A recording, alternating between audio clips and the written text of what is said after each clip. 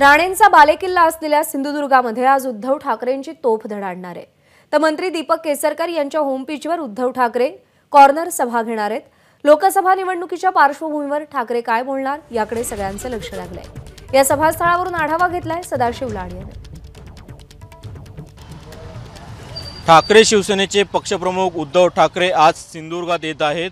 प्रामुख्याने सिंधुदुर्गातील कणकवलीमध्ये राणेंच्या बालेकिल्ल्यात जाहीर सभा घेणार आहेत, तर इतर ठिकाणी कॉर्नर सभा घेणार आहेत। मी सध्या कुडाळमध्ये आहे आणि आपण पाहत असाल तर कुडाळच्या या रहदारीच्या ठिकाणी ही कॉर्नर सभा जी होते आणि यामुळेच या सभेवर भाजपने आक्षेप घेतलाय।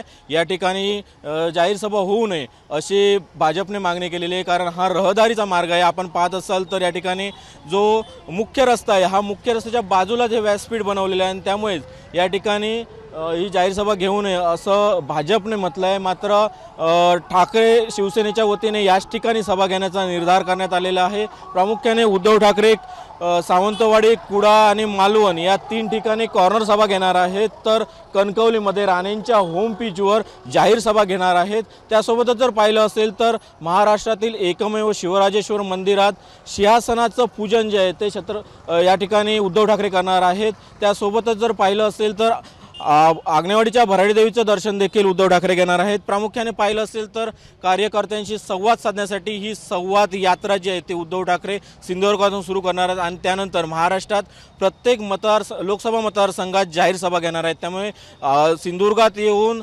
राणेंच्या बालेकिल्ल्यात कोणावर टीका करणार हे पाहणं महत्त्वाचं ठरणार आहे। कॅमेरा पर्सन महबूब शेखसह सदाशिव लाड, एबीपी माझा, कुडाळ, सिंधुदुर्ग। एबीपी माझा, उघडा डोळे बघा नीट।